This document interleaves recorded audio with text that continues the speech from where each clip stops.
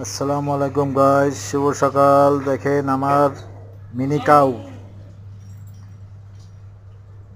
বান্ধি রাখা হয়েছে। আমার মিনি কাউকে উনি দুষ্টামি করে, বাইরে যার, এই জন্য ওনাকে শাস্তি স্বরূপ বান্ধি রাখা হয়েছে। উনি আগামী 2 ঘন্টা পর্যন্ত বান্ধা থাকবে, যতক্ষণ দুষ্টামি না কমবে।